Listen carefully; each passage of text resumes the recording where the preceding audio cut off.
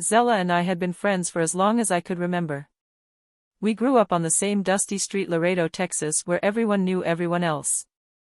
Our mothers often said we were like twins, always together, always sharing secrets. After school, we would sit under a tree behind her mother's shop and dream about the future. Zella wanted to marry a rich man and travel the world. I only wanted peace and love. Life in our town was simple.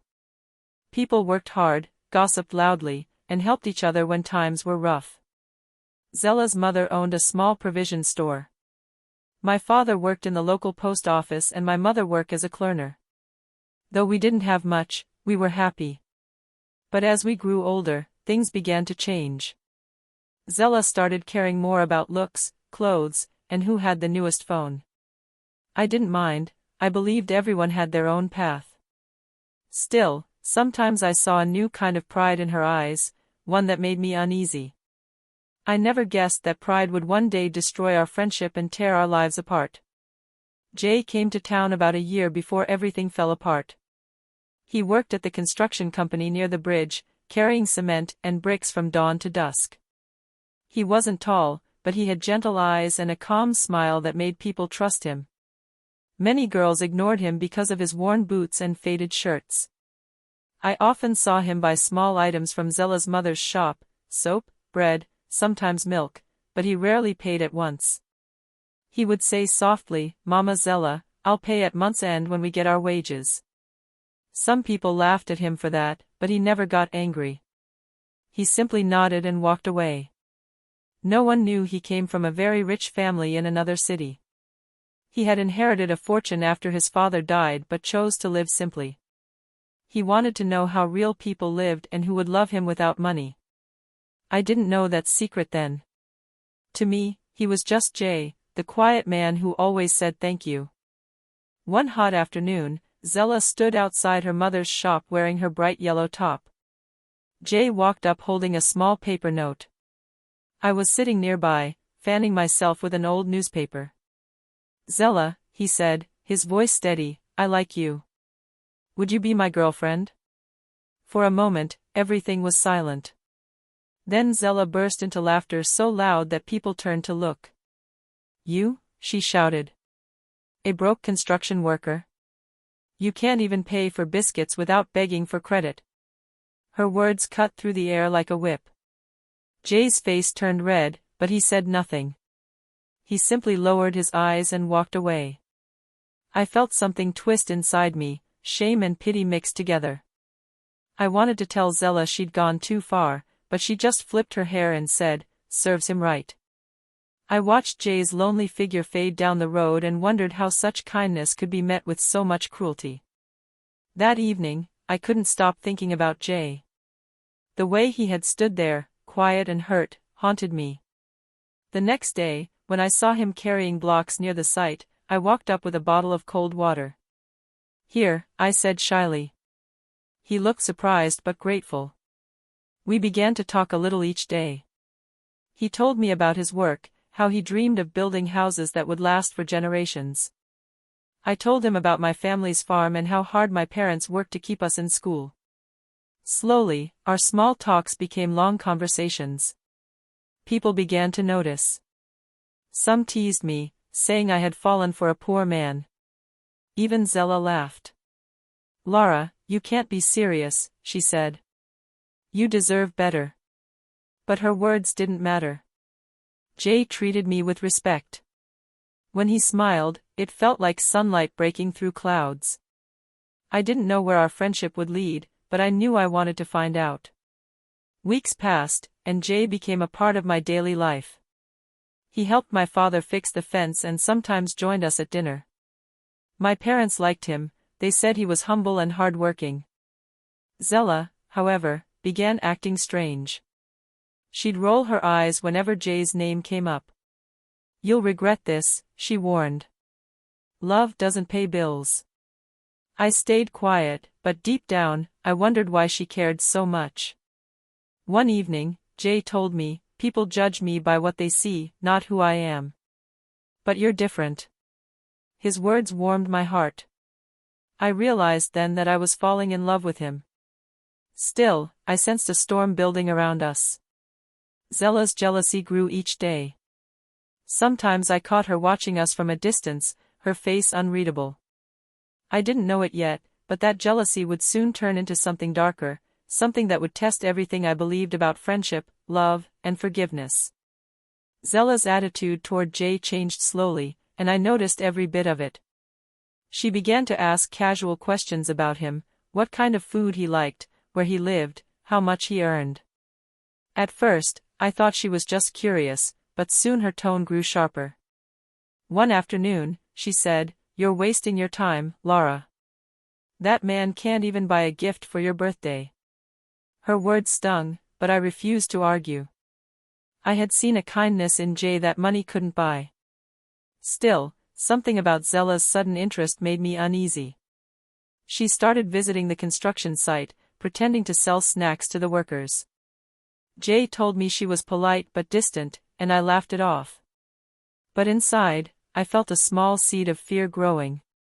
Zella had always wanted the best of everything, and I wondered what she'd do if she realized how serious Jay and I were becoming. Our friendship, once so strong, now felt like a rope slowly tearing apart. A few weeks later, Jay's life quietly began to change. One evening, a strange man in a dark suit came to his small rented room. I happened to be there, bringing him food. The man introduced himself as a lawyer and handed Jay an envelope. Jay looked shocked as he read the papers. I waited silently, my heart pounding. After the man left, Jay turned to me and said softly, "My father's estate has finally been released." I didn't expect it so soon. I stared at him, confused. "Estate?" I asked. He nodded. "My late father was a businessman. I inherited everything after his passing, but I wanted to live simply first. I didn't want fake friends." I didn't know what to say. It was hard to believe the man I thought was broke was actually rich beyond imagination. Jay held my hand and said, "Please, don't tell anyone yet. I want to see who truly cares." I promised, though I knew keeping that secret would change everything. Jay and I grew even closer after that night. Now that I knew his secret, I understood his quiet strength. He didn't boast or act proud. He still worked at the construction company like nothing had changed. He often told me stories about his late father, how he taught him that real wealth came from kindness. I admired him even more. I wanted to tell Zella, but I remembered my promise. When Zella saw us together, her eyes narrowed. "Still dating the pauper?" she sneered one morning. I smiled and said nothing. If only she knew the truth. But keeping that secret wasn't easy. At night, I lay awake, wondering what would happen when the truth came out. I loved Jay for who he was, not for his money. But I also knew that once people discovered his wealth, their behavior would change, especially Zella's.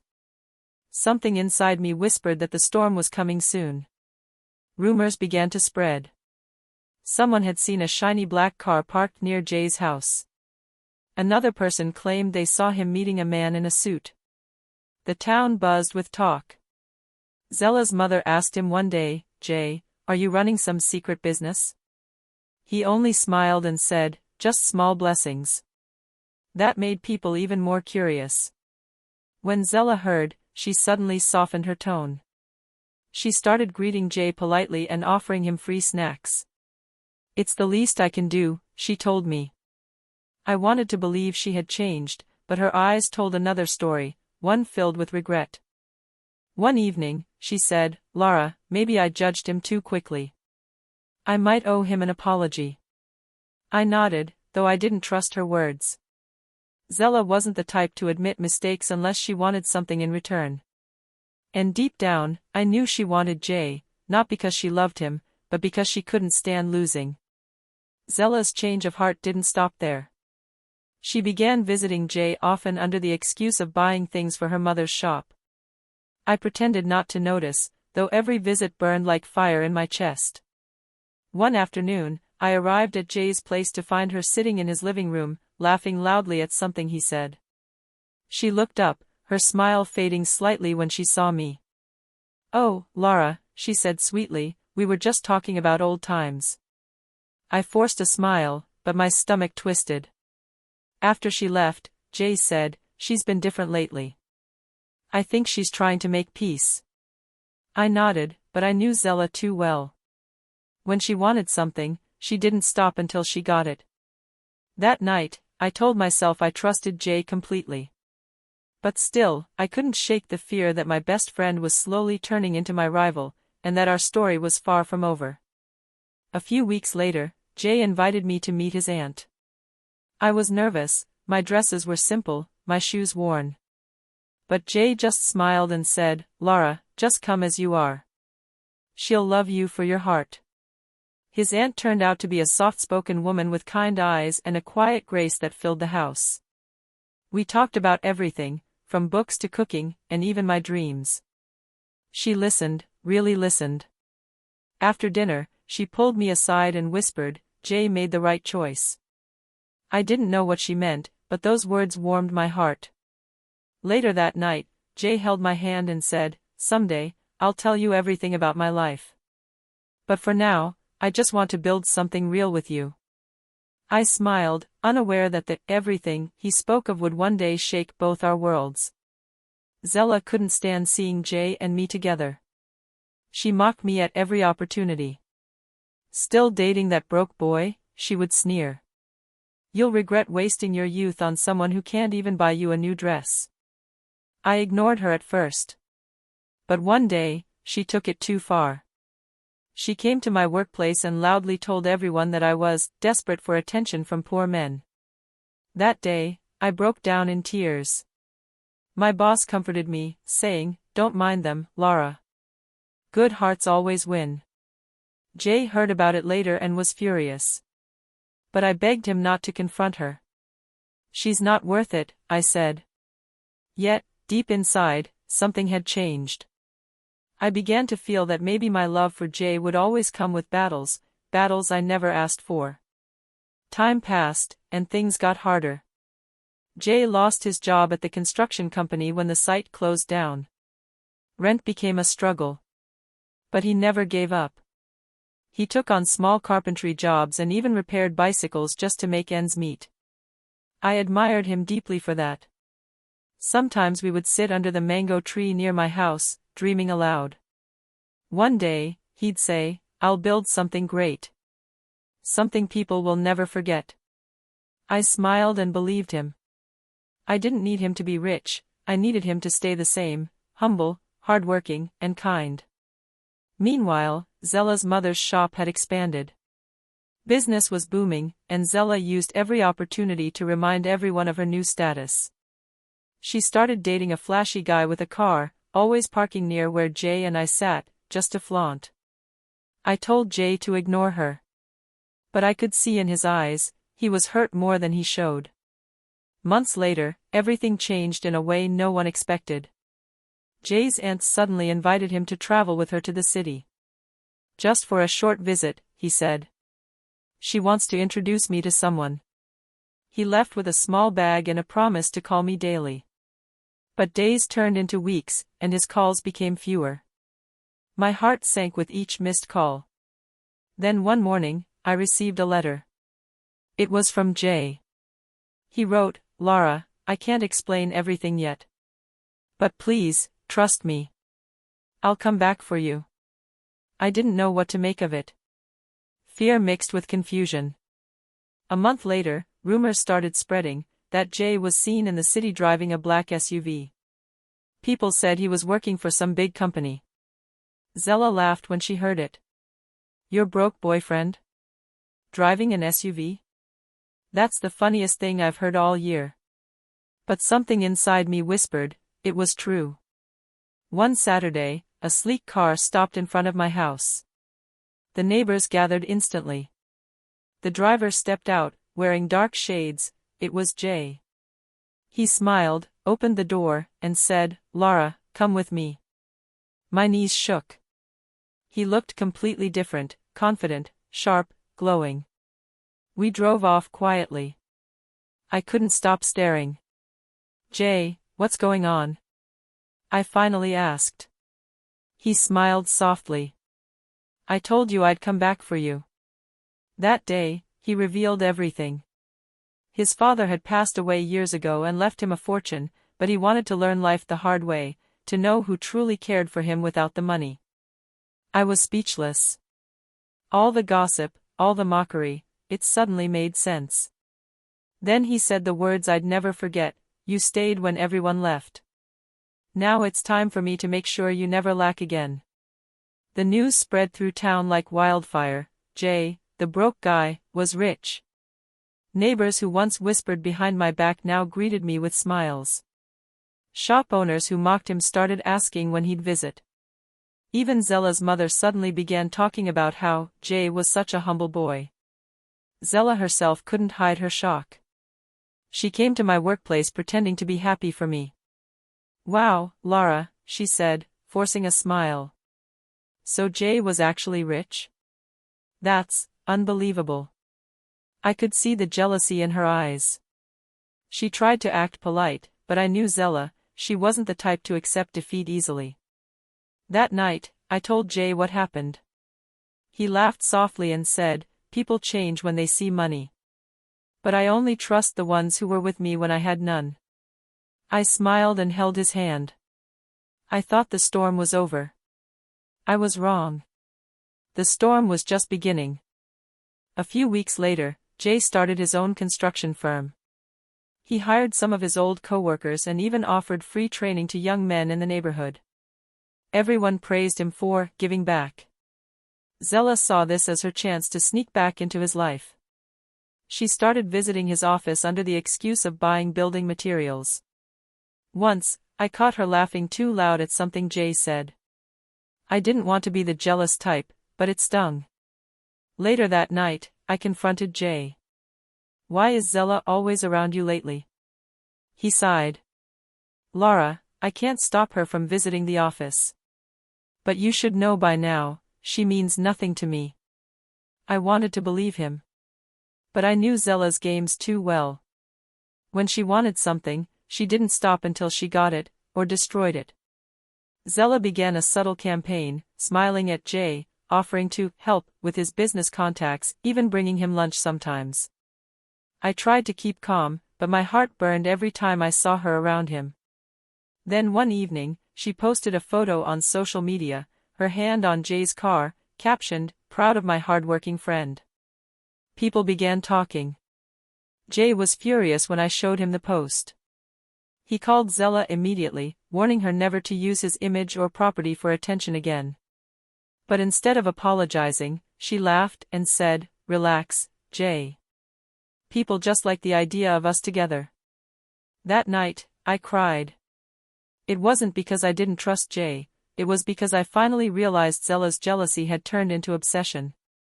An obsession, when fed by envy, can destroy anything, even love. Not long after, Jay hosted a small business launch event. He invited friends, partners, and local leaders. I wore a simple white gown he bought me. It made me feel like the luckiest woman alive. Everything was perfect, until Zella arrived. She walked in wearing a sparkling red dress that turned heads. People whispered, "Isn't that the shopkeeper's daughter?" Jay greeted her politely, but she took it too far, clinging to him, laughing loudly, trying to make it look like she belonged by his side. I tried to stay composed, but my chest felt tight. Later, when Jay stepped aside to take a call, Zella came up to me and said, "Enjoy it while it lasts, Laura. You know men, they get bored easily." For the first time, I looked her straight in the eyes and said quietly, "Zella, you already lost. Don't embarrass yourself further." Her smile vanished. I could tell, the war had just turned personal. After the event, Jay noticed how shaken I was. He drove me home in silence. At my gate, he turned to me and said, "I won't let anyone, not even your friend, come between us." I nodded, but inside, I feared Zella wasn't done. And I was right. The next week, rumors began spreading that Jay and Zella were secretly seeing each other. Someone even sent me photos, blurry ones, of them standing together at a restaurant. My heart sank. Jay swore it was just business, but the damage was done. People began whispering again, maybe Lara was never good enough for him. For nights, I couldn't sleep. I replayed every moment, every smile, every promise. Then, one evening, Jay came to my door with tears in his eyes and said, "Lara, you need to hear the truth about Zella. She's gone too far this time." Jay looked like he hadn't slept in days. He handed me his phone. On the screen were messages from Zella, dozens of them. She had been threatening to ruin him if he didn't make things right. He explained that she had secretly taken those photos when they met with a client at a restaurant. "She told me she'd spread lies unless I broke up with you," he said softly. I felt my stomach twist. The friend I once trusted had become a stranger. Jay continued, "I didn't want to tell you before because I hoped she'd stop. But she didn't." Tears filled my eyes. "So she planned everything?" He nodded. "And I have proof." At that moment, something inside me changed. I wasn't going to cry anymore. I was going to fight back, not with hate, but with truth. The next morning, Jay and I went to see Zella at her mother's shop. She froze when she saw us. "Zella," I said calmly, "why did you lie about Jay and me?" She crossed her arms. "I didn't lie. I just showed people who he really is." Jay stepped forward. "Then explain these messages," he said, showing her phone screenshots. Her face turned pale. Customers around began whispering. Zella's mother looked at her, shocked. "Zella, what is this?" Zella tried to speak, but no words came out. I felt no joy watching her crumble, just sadness. I once called her my sister. We left quietly. Outside, Jay squeezed my hand. "Truth always wins," he said. I nodded. But deep down, I knew this wasn't the end for her. People like Zella don't change overnight. Weeks passed. Life slowly returned to normal. Jay's company grew, and I helped manage his accounts. We laughed again, dreamed again. But one evening, I received a letter slipped under my door. No name, no address, just 5 words, "You took everything from me." I knew it was from Zella. I sat on the bed holding the note. For the first time, I didn't feel afraid. I felt pity. Zella had allowed jealousy to eat her alive. She could have had a beautiful life, but she turned every blessing into bitterness. Jay told me to ignore her. "Let her fight her own shadow," he said. So I prayed for her, not out of weakness, but out of peace. I didn't want revenge anymore. I just wanted freedom from her drama. Months later, I heard that Zella had left town. People said she lost her job at the shop after stealing money to cover a debt. When I heard the news, I didn't celebrate. I only whispered, "I hope she finds herself someday." Jay and I grew stronger together. He often reminded me, "You saw me when I had nothing." That means everything to me. We traveled, built new friendships, and even started a charity for struggling students. Life had finally given back what pain once stole. Sometimes, when I walked past the street where Zella's mother's shop used to be, I remembered our childhood, 2 girls dreaming about love and happiness. But dreams only bloom where hearts are kind. Now, years later, as I sit beside Jay on our porch watching the sunset, I think of everything we went through, the shame, the laughter, the betrayal, and the victory. People often say, time heals all wounds. I disagree. It's love, honesty, and forgiveness that truly heal. Zella once mocked me for dating a man she thought was beneath her. But that broke man became my greatest blessing. When I tell our story now, people listen like it's a movie. But to me, it's just proof that real love doesn't need wealth to shine. And as for Zella, I don't hate her anymore. I just hope she learns that envy is a prison. Because the moment I let go of hate, I became free. Hey beautiful souls. If you enjoyed Lara's journey, her pain, her growth, and her triumph, please don't forget to hit that like button. share this story with your friends, and subscribe for more emotional real-life inspired stories like this one. Your support keeps these stories alive and helps others discover them too.